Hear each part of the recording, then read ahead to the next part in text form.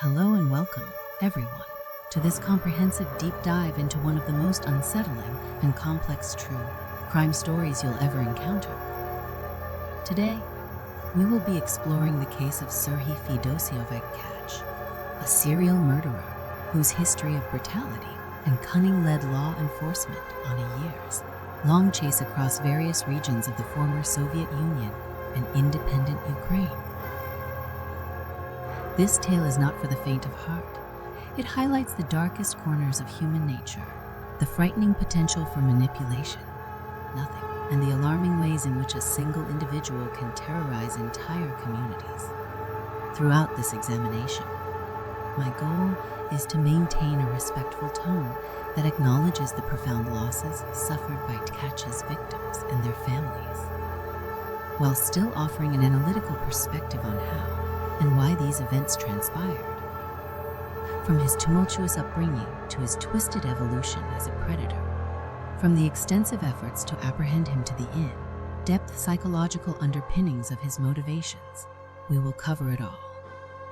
Get comfortable, but stay alert, as we embark on a journey that will reveal the intricate tapestry of Serhiy Tkach's crimes, the determined pursuit by law enforcement, and the far-reaching consequences of his malevolent actions.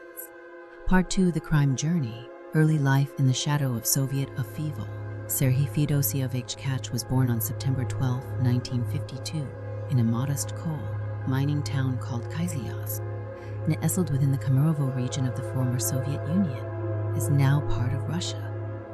To anyone looking from the outside, his early childhood might not have appeared drastically different from that of other children in similar industrial communities. Coal mines were the lifeblood of the region, offering employment to most of the men in the area, including Tkach's father. His mother worked domestic jobs, sometimes supplementing their income with part-time factory work whenever available. Growing up amidst the gray, soot-laden environment of a mining settlement, young Serhiy had limited recreational outlets. The local school was overcrowded and lacked many resources. Teachers were stretched thin, and psychological welfare of students was not a significant consideration. Neighbors recall that Tkach was quiet and withdrawn, typically keeping to himself and rarely participating in the rambunctious play of other children. While some might chalk this up to simple introversion, others noticed an occasional streak of surliness that belayed deeper internal turmoil. The Soviet Union of the 1950s and 1960s was a place of significant social and political constraint. Strict discipline in schools was the norm, and authoritarian figures were rarely questioned. Children who did not conform to the collective ideals were often overlooked or quickly disciplined without exploring potential underlying issues. In this environment, Tkach's eccentricities, whether minor or alarming, had little chance of drawing professional attention. No records point to any formal intervention regarding his emotional or psychological well-being. When Tkach reached adolescence, he continued to exhibit a reserved demeanor. He was neither the top student academically nor the worst. Few people saw him as exceptional in any way, which meant fewer eyes looking closely at him. Some classmates later recalled that Tkach demonstrated flashes of intense anger on rare occasions. These outbursts often came after seemingly minor provocations, another student teasing him, or a teacher's mild rebuke, and they hinted at a smoldering fury simmering beneath the surface. Compounding these internal struggles, Tkach experienced minimal parental guidance at home. His father's long hours in the mine left him exhausted, often emotionally unavailable. Meanwhile, his mother's focus on keeping food on the table and maintaining the household meant that Tkach's emotional needs, if they existed, went largely unmet. This dynamic, a combination of emotional neglect, potential frustration with authority, and difficulty forming healthy peer relationships, may have sown the seeds for later deviant behavior. Yet, in many ways, Tkach's early life was typical of children from the region: hardscrabble circumstances, minimal oversight, and an undercurrent of tension in a society regulated by Soviet ideology. Entering the military, the cradle of discipline and resentment, at around the age of 18, like most young Soviet men at the time, Tkach was drafted into the Soviet army. Enlistment was often seen as a rite of passage, an experience meant to instill discipline, patriotism, and practical life skills. For some individuals, military service offered the structure and mentorship they might have lacked previously. For Tkach, however, it became an incubator for darker resentments. He performed his duties, but did so with what fellow servicemen described as an unsettling precision. Instead of the camaraderie that often emerges in platoons, Tkach was known to keep others at arm's length. Nothing. He fulfilled orders diligently, but nursed a secret contempt for those who outranked him, believing he was intellectually superior and underappreciated. According to some unverified anecdotes passed along by ex-comrades, Tkach would lash out verbally when he felt cornered or belittled. His desire for control and order over his environment became increasingly evident. Nothing. It was in the military that Tkach first encountered the concept of having power over others, whether it was through tasks or petty authority. Soviet army life in those years was notoriously strict, sometimes brutal. Hazing rituals were rampant, and the chain of command demanded unquestioning obedience. Such an environment could either break a young man's spirit or kindle a potent mix of bitterness and frustration. Tkach seemed to lean toward the latter, possibly fueling the seed of wanting to exert control in his personal capacity later on. No documented infractions during his army service, so Tkach's antisocial leanings were completely hidden beneath an acceptable veneer. After all, rigid discipline and fear of punishment kept everyone in line. But within Tkach, resentment brewed quietly, layering atop his already problematic emotional landscape. There were no evident criminal acts at this stage, and upon completion of his service, Tkach was honorably discharged. Another instance where the system failed to catch early warning signs that might have indicated a potential for future violence. Flirting with law enforcement, learning the tools of the trade, upon returning to civilian life, Tkach soon gravitated toward law enforcement. Soviet policing, like the military, offered a hierarchical structure, an environment that Tkach might have viewed as an avenue for regaining the sense of control he craved. Despite his introverted nature, he demonstrated a strong analytical ability when it came to dissecting crime scenes and suspect behaviors. Superiors occasionally lauded him for his meticulous attention to detail. Fellow officers, on the other hand, found him unnervingly aloof and dispassionate. During his brief tenure as a police officer, Tkach acquired knowledge about investigative procedures, evidence handling, and the intricacies of bureaucratic paperwork. He studied forensic reports, learned how to look for physical clues, and became adept at understanding how suspects could be profiled. Ironically, nothing. These very skills would later serve him well in evading capture. Nevertheless, Tkach's time in law enforcement was cut short. Official records concerning his departure are murky at best. Different rumors circulated. Some suggested he was dismissed for filing false reports. Others accused him of misconduct. Nothing definitive remains in public documentation to confirm these claims. But one thing is clear. Tkach left with a deeper understanding of how to navigate the criminal justice system's blind spots. More importantly, he walked away with a potent sense of bitterness and perceived victimhood. He believed the system had wronged him and that he deserved greater recognition for his abilities. Drifting in the first hints of darkness, after leaving law enforcement, Tkach drifted from one job to another, never quite finding the stability or sense of respect he believed he was entitled to. Some stints included low-level industrial jobs, while others were short-lived contracts in smaller towns. This transience coincided with sporadic incidents of violence, unexplained disappearances, or brutal attacks across various regions that, in hindsight, align with Tkach's whereabouts at this stage. However, law enforcement agencies were not yet communicating effectively across district or regional lines. The Soviet system was already strained, and record-keeping often remained localized. Those who worked alongside him described him as polite yet distant, never forming close friendships or revealing personal details. He possessed just enough social skill to pass as an ordinary colleague. But behind the scenes, darker urges appear to have taken root. Investigators, in retrospect, believe that Tkach may have committed his first murders during the 1980s, preying on vulnerable young women near industrial towns and railway stops. These crimes bore initial hallmarks of a calculating killer who understood how to minimize evidence and avoid leaving direct links to himself. While details about these early alleged murders remain fuzzy, the pattern of selecting victims who were lone and unsuspecting began to emerge. Tkach was meticulous. He often chose desolate spots, subdued his victims quickly, and left little trace behind. He demonstrated a chilling forbearance, waiting for the right opportunity rather than acting on impulse.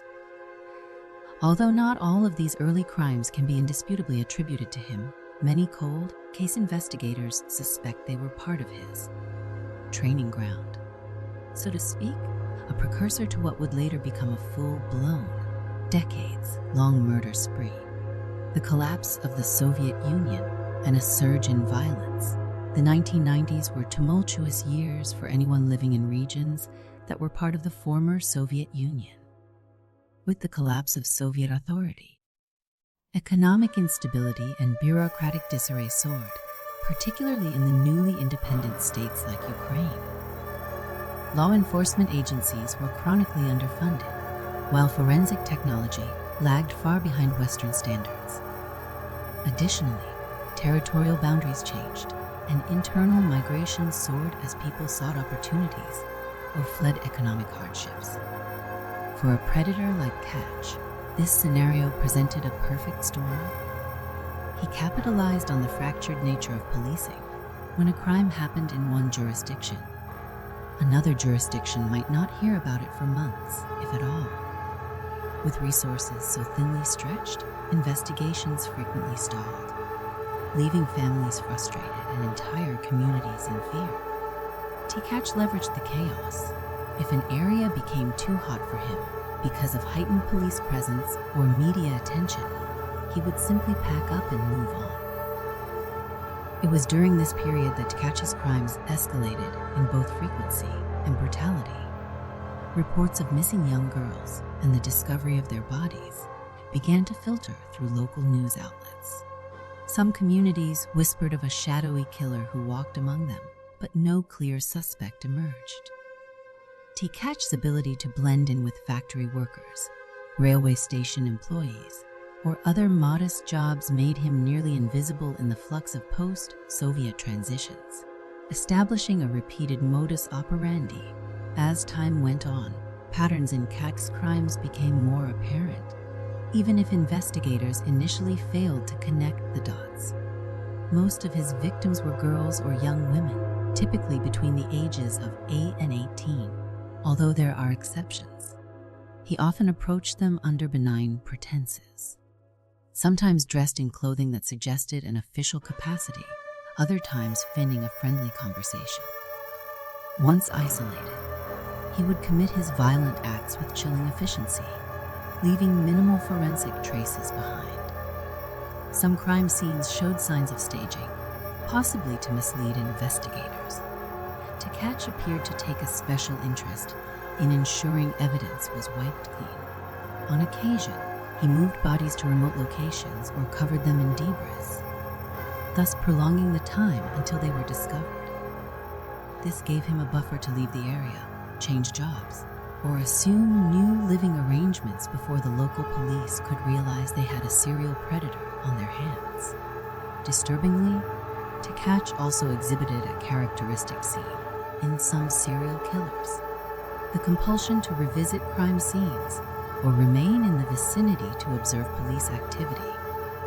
Multiple accounts from locals suggest that after the discovery of a victim, a curious bystander matching Tkach's description would linger near the investigative teams. He may have gleaned valuable insights into the forensic methods used, especially in smaller communities where police resources were limited. The emotional toll on communities by the mid-1990s and early 2000s, entire regions across Ukraine, especially in places like the Zaporizhia, Dnipropetrovsk, and Kharkiv areas, were on edge. Parents grew terrified of letting their children walk to school alone. Local authorities imposed curfews, and rumors of an invisible killer circulated relentlessly. The media occasionally picked up these stories, but cohesive coverage was hampered by the transitional state of journalism post-Soviet Union. Many communities received only piecemeal updates, leaving them to rely on word of mouth, which often generated more panic than clarity. Authorities arrested and convicted several innocent men during these years, based on forced confessions or circumstantial evidence. Tkach, likely monitoring local news and gossip, found this profoundly satisfying. His grip on the narrative allowed him to grow bolder, believing that fate, or sheer intelligence, was on his side. This sense of grandiosity set the stage for an even more prolific series of murders, as he assumed he could outsmart the fragmented, under-resourced police at every turn. Closer scrutiny and the dawn of a profile.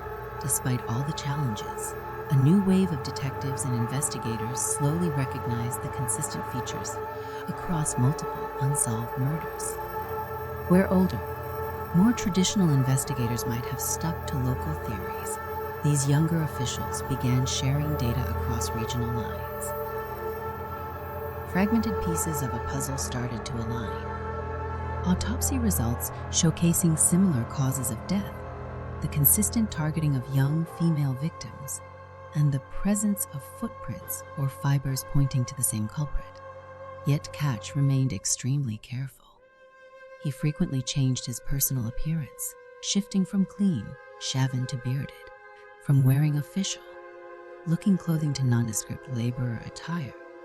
He moved between rented rooms in different towns, rarely leaving a forwarding address. In some cases, nothing. He even struck up acquaintances with neighbors, just enough to appear ordinary, but never enough for them to grow suspicious of his long absences. The net was far from closing at this point.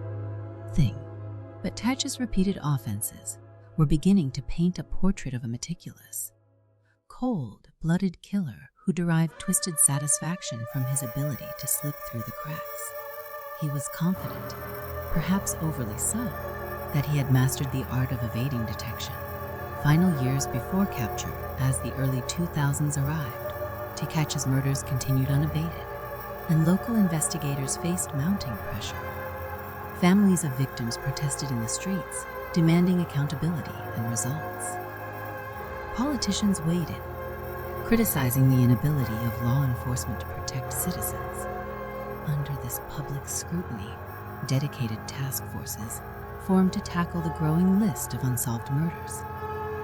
What Tkach may not have fully anticipated was the gradual modernization of law enforcement strategies. Although Ukraine still lagged behind some Western nations in forensic technology, investigative approaches and data sharing initiatives were improving. Younger officers pushed for more integrated databases, digital record keeping, and cross-regional analysis. DNA testing, while still limited, became more widely available, offering a new glimmer of hope for cold cases, some of which likely bore Tkach's hidden signature. This confluence of technological advancement, public outcry, and fresh investigative perspectives set the stage for the eventual unraveling of Tkach's carefully orchestrated secrecy. But as we shall see in the next section, capturing a seasoned and cunning criminal like Tkach was no simple feat. Part 3. The capture process the fragmented investigations and early missteps. When official recognition finally dawned that a serial killer was active across multiple regions of Ukraine, investigators were left playing catch-up. Initially, local police in each district had operated under the assumption that they were dealing with isolated crimes. The notion of a single predator moving fluidly between regions was both novel and alarming, especially given the era's chaotic administrative state. One of the major hindrances in the investigation was the archaic record-keeping system. Files were often physical documents stored in poorly cataloged archives, making cross-referencing time consuming. A murder in the Dnipropetrovsk region might share similarities with a case in Zaporizhia, but verifying these overlaps demanded manual labor. Physically searching through boxes of documents and typed police reports. Another barrier was the persistent culture of self-reliance within each law enforcement district. Commanders often felt compelled to solve cases internally for the sake of reputation and bureaucratic expediency. Admitting that a case needed external help sometimes met internal resistance. Therefore, the idea of a multi-regional task force took time to gain traction.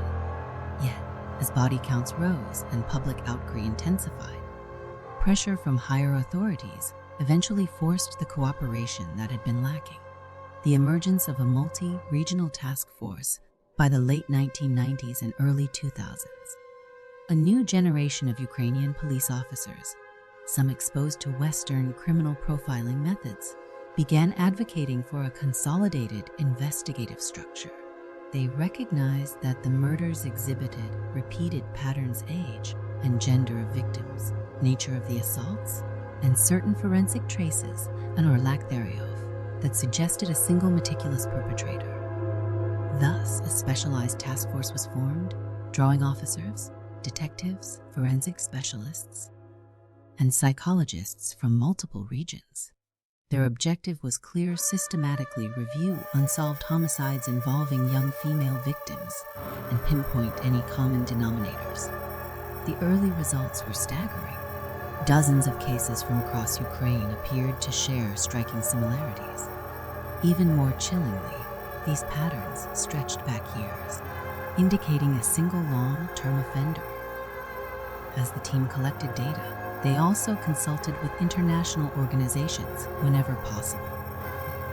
Although formal international partnerships were still developing, any insights or advanced profiling software that could be borrowed from more established law enforcement agencies in Europe or the United States proved invaluable. The team amassed a large database of evidence, crime scene photos, witness statements, footprints, fiber analysis, and, crucially, any DNA samples that had been preserved. First, concrete leads in the role of DNA. At the turn of the millennium, DNA testing, though not universally accessible in Ukraine, had begun making its way into serious criminal investigations. Some older cases had biological samples, perhaps hair strands, bodily fluids, or tissue under the victim's fingernails, that had been collected and stored previously.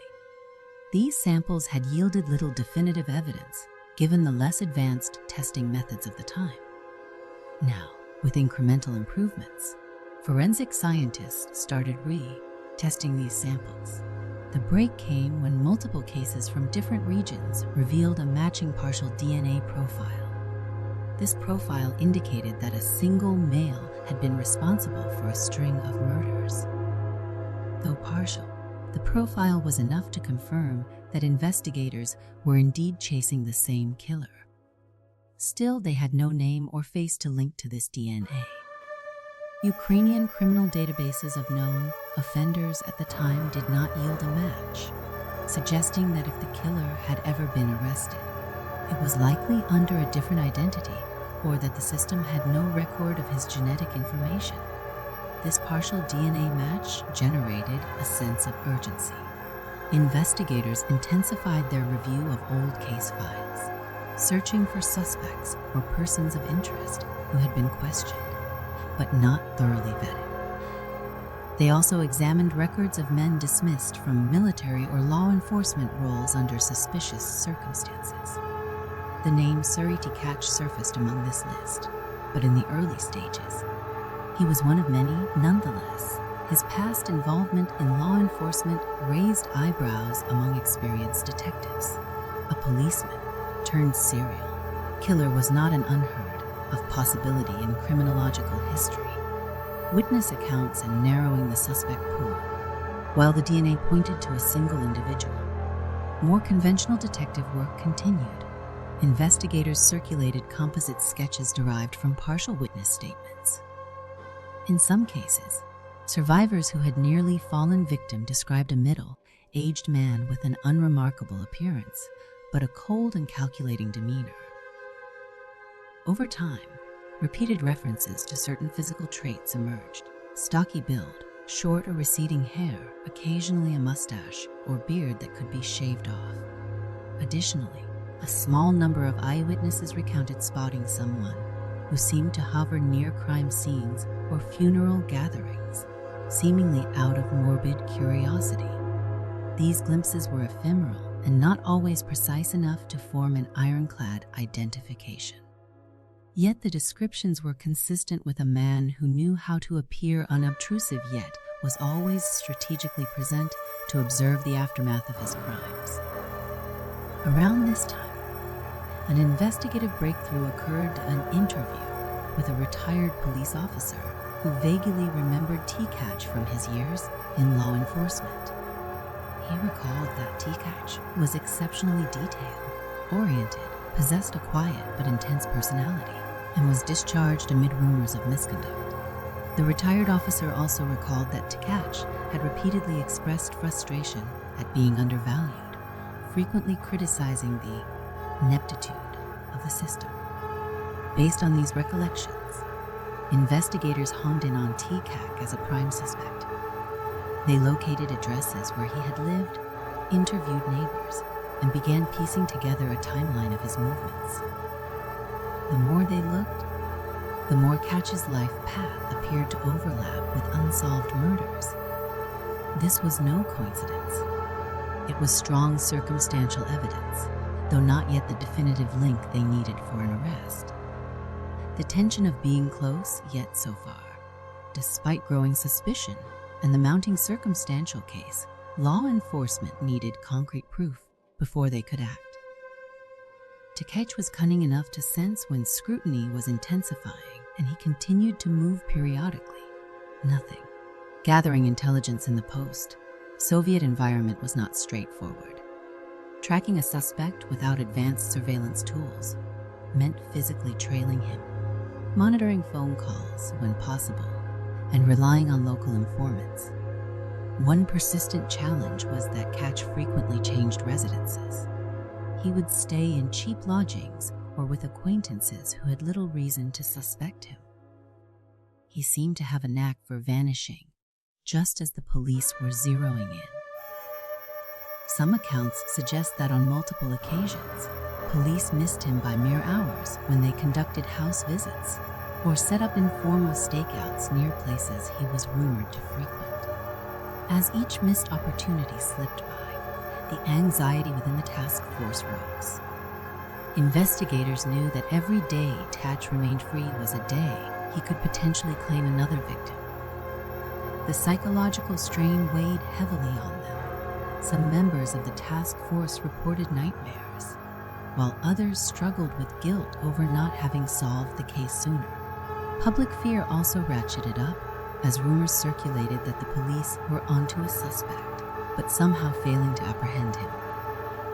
Narrowing the net, piecing together the puzzle, eventually, through meticulous cross-checking of Tkach's recorded whereabouts against known murder dates, the task force identified a pattern too consistent to dismiss. As the lead investigators compiled detailed charts of murders, sightings, and addresses, nothing they noticed that Tkach's presence in a specific locality almost invariably overlapped with a homicide or an attempted assault. While some might argue correlation does not prove causation, in a criminal investigation, such repeated coincidences are rarely benign. Armed with this knowledge, the task force sought official orders to conduct a more exhaustive surveillance operation. They also obtained judicial clearance to search dwellings where Tkach had resided. These searches uncovered items of interest, though not outright smoking gun evidence, like newspaper clippings detailing some of the murders, scraps of notes, and other paraphernalia suggesting a macabre fascination with the ongoing manhunt.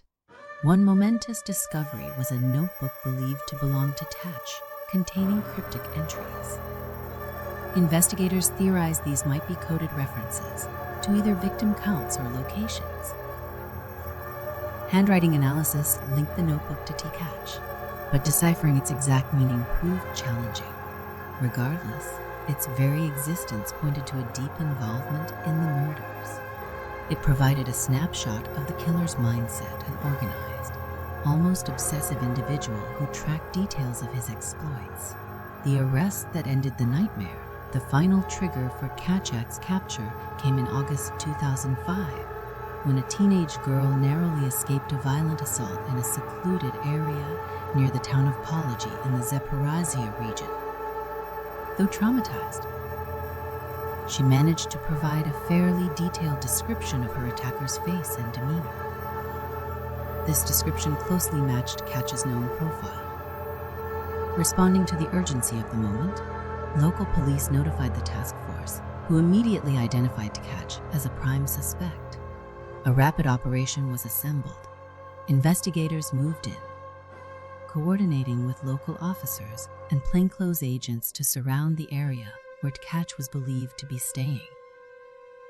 When they arrived at his residence, Tkach offered no violent resistance.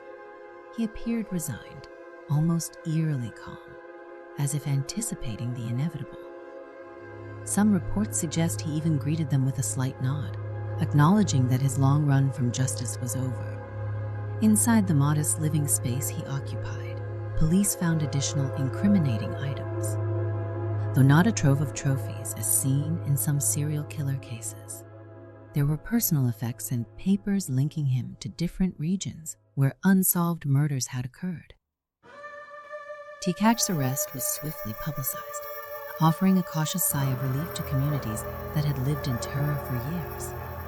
Confessions, forensics, and the legal proceedings, one of the most startling aspects of Tkach's arrest was his immediate willingness to confess. While many criminals vehemently deny or minimize their involvement, Tkach displayed a chilling readiness to detail his crimes. Over multiple interrogations, he described aspects of certain murders that only the killer could have known, including the precise locations where some victims' items were hidden. Investigators, initially skeptical, soon confirmed these confessions with their case files. Furthermore, a comprehensive DNA analysis linked Tkach to a string of murders through biological evidence recovered from crime scenes.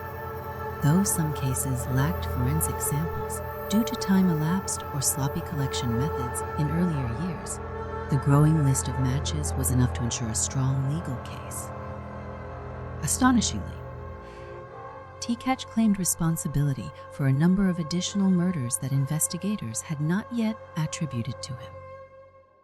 Whether all his claims were truthful or an attempt to inflate his criminal legacy remained a subject of debate among law enforcement and psychologists. The legal process involved extensive psychiatric evaluation to determine Tkach's mental fitness. Despite his evident psychological abnormalities, he was found competent to stand trial. During court proceedings, families of victims encountered Tkach face to face. He often appeared detached, speaking clinically about his acts with no visible remorse. This demeanor added yet another layer of horror for those seeking closure.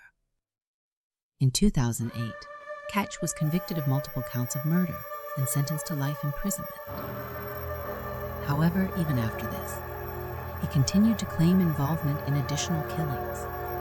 Some of these confessions led to further investigations, but not all could be substantiated. The total number of victims remains uncertain. Conservative estimates place it at over 24, while some place it above 30. Many experts believe the true figure may be even higher, lost amidst bureaucratic inefficiencies and the harsh realities of the post-Soviet transition period. Part 4 Psychological analysis. The enigma of a predatory psyche. Understanding the psyche of a serial killer like Serhiy Tkach requires a multidimensional lens. We must consider early childhood experiences, personality traits, socio-cultural environments, and potential psychiatric disorders. Tkach's upbringing, though not uniquely traumatic on the surface, featured emotional neglect and a lack of healthy social connections. Childhood isolation can foster an abnormal internal world, especially in an environment where mental health is neither monitored nor prioritized.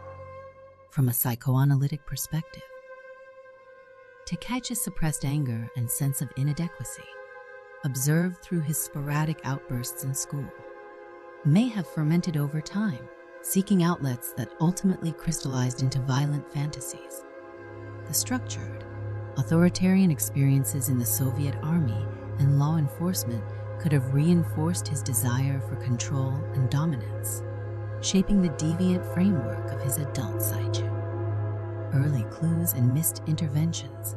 In typical serial killer case studies, one often finds a litany of early warning signs: cruelty to animals, fascination with fire, bedwetting, or other hallmark Maginot Triad behaviors. With Tkach, however, such signs are not well documented. The absence of records may stem from the limited mental health resources in Soviet communities during the 1960s and 1970s. Any red flags that might have surfaced at school or in the family home likely went unreported, leaving Tkach's latent deviance undetected. Furthermore, had Tkach's early brushes with authority, whether in the army or the police, been scrutinized through a psychological lens, it's plausible that experts might have noted his manipulative tendencies or lack of empathy. But during that era, psychological evaluations were generally not integrated into performance reviews or disciplinary proceedings. Thus, he slipped through institutional cracks, gaining knowledge that would later empower his criminal acts. The allure of control and the role of sexual sadism. Key to Tkach's modus operandi is the element of control. Each murder was carefully orchestrated to minimize his risk while maximizing his power over the victim. This mirrored what some forensic psychologists term a power control type of serial killing. The perpetrator derives gratification not merely from the act of homicide, but from asserting complete dominance over a vulnerable victim. In Tkach's case, the selection of young, often underage victim underscores a particularly disturbing dimension of sexual sadism. While exact details of his crimes are best left in respectful obscurity, it is clear that Tkach derived a disturbing sense of pleasure from subjugating those who were weaker and easily manipulated. The psychological roots of such sadistic impulses could be tied to any combination of factors. Perhaps a deep-seated resentment toward perceived injustice in his life, or the desire to reenact a twisted scenario in which he was the unquestionable authority figure, as opposed to feeling powerless in his adolescence or early adulthood. Psychopathy and narcissism, two critical components that appear in Tkach's psychological profile, are psychopathy and narcissism. Psychopathy is marked by superficial charm, manipulative behavior, a lack of genuine remorse, and shallow affect. Tkach exhibited these traits by skillfully deceiving people around him. Neighbors in various towns described him as polite or unremarkable. He presented himself in ways that deflected suspicion. His chillingly calm demeanor when confessing further aligns with the psychopathic tendency to view even horrific acts with emotional detachment. Narcissism involves grandiosity, a need for admiration, and an inflated sense of self-importance. Tkach's repeated evasion of law enforcement seemingly bolstered his belief that he was intellectually superior and invincible, his readiness to confess once captured, potentially basking in the attention, can also be interpreted through a narcissistic lens.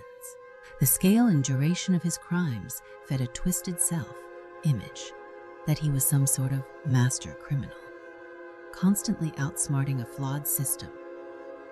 These two personality dimensions work in tandem to explain Tkach's persistent and methodical approach to murder. Psychopathy desensitized him to the suffering of victims, while narcissism fueled his drive to continue, emboldened by each escape from detection. Influence of the socio-political environment.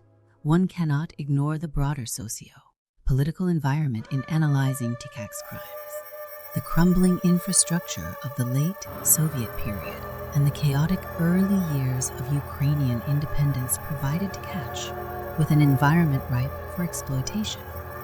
Law enforcement was beleaguered by organizational disarray and lack of inter-regional communication, enabling him to avoid detection for years. From a psychological standpoint, these external conditions may have reinforced Tkach's internal narrative of superiority. Each time an investigation faltered, he likely felt validated in his belief that the system was incompetent, further minimizing any moral or ethical hesitation about continuing his murder spree. The environment essentially became an enabler of his deviance, offering minimal checks against his destructive impulses. Ritual and fantasy. The inner landscape. Some serial killers develop distinct rituals surrounding their murders.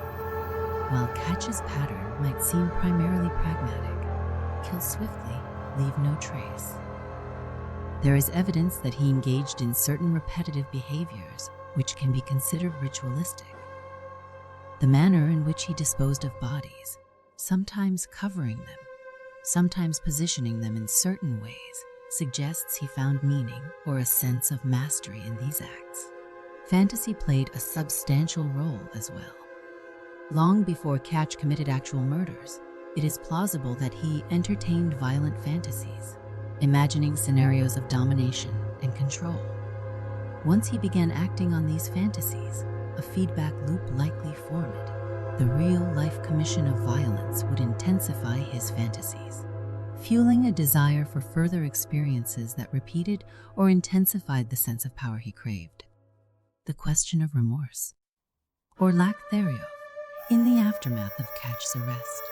Psychologists and criminologists grappled with the question, did he experience any genuine remorse? By all official accounts, Tkach did not exhibit the kind of emotional turmoil often seen in remorseful offenders. During interrogations, he reportedly spoke of his crimes in a detached manner, providing details as though he were describing mundane facts. This strongly suggests a profound lack of empathy, one of the cornerstones of psychopathy.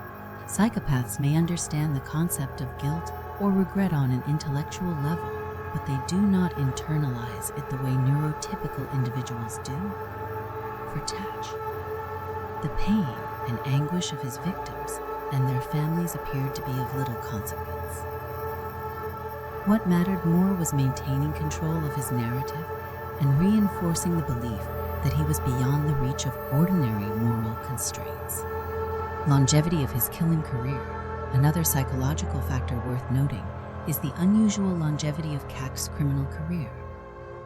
Many serial killers operate over spans of years or even decades, but Tkach's run, from the 1980s into the mid-2000s, was particularly extensive. This longevity can be attributed partially to external factors, such as flawed policing. However, from a psychological perspective, the ability to maintain such a double life for so long suggests exceptional compartmentalization. Compartmentalization is the psychological capacity to separate different aspects of one's life into distinct boxes, preventing emotional crossover or the collapse of one area under the weight of another. Tkach appears to have sustained mundane existence in various towns, holding jobs and interacting with coworkers without arousing suspicion, even as he committed gruesome murders.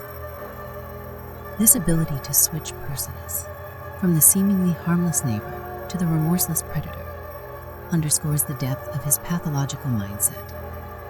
Could early intervention have helped? Professionals studying the case often debate whether early psychiatric intervention might have altered Tkach's path. Though it's impossible to say for certain, it is generally acknowledged that timely psychological help for children showing emotional volatility, social isolation, or latent anger can sometimes prevent the development of more severe antisocial behaviors. In Tkach's case, no such intervention was offered, whether due to cultural stigma, lack of resources, or institutional oversight. His emotional and mental struggles festered unchecked.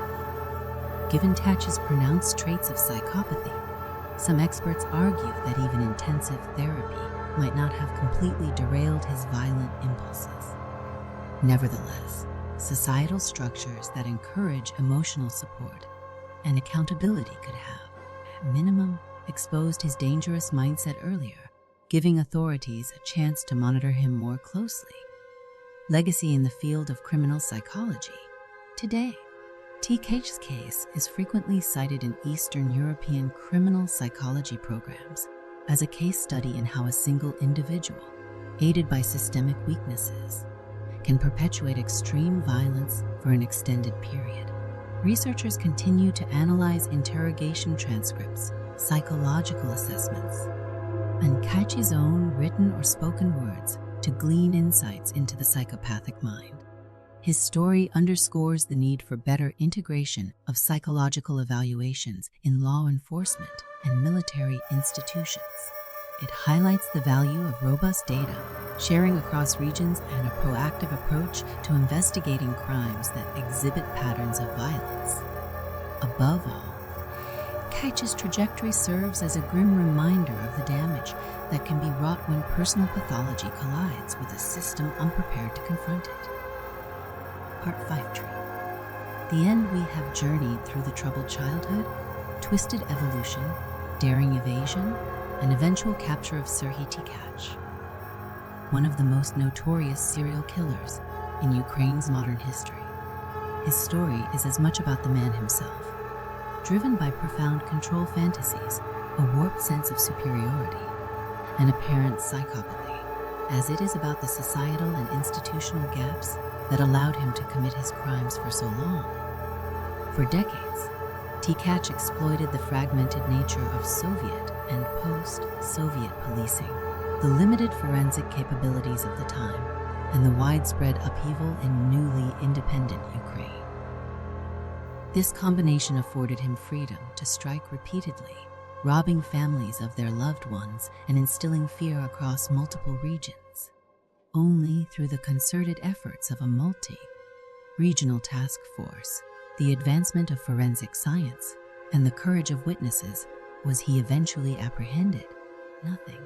His arrest provided a measure of relief and closure, but it also laid bare the systemic failures that had allowed a predator to operate unchecked for years. Analyzing Tkach's case reminds us that early intervention for at-risk individuals, rigorous oversight in positions of authority, and effective interagency cooperation are critical in preventing and stopping serial violence. It also underscores the importance of community vigilance. Had communication between districts been more fluid, or had local suspicions been documented in a shared database, Tkach might have been captured far sooner. Nothing. Thank you for joining me on this extensive exploration of Serhiy Tkach's chilling narrative. If you found this deep dive informative and meaningful, please consider liking this video and subscribing to the channel for more true crime content that respects the victims, investigates the psychological roots of criminal behavior, and highlights the dedicated work of those who pursue justice.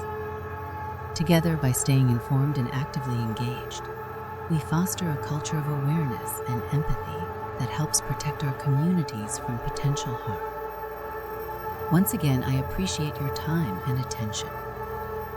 Let's continue to learn from these harrowing stories, not to glorify the perpetrators, perpetrators, but to remember the victims, support the families, and strive towards solutions that make our world safer. Stay vigilant, take care of yourselves and each other, and I look forward to seeing you in our next examination of true crime cases and the intricate minds behind them.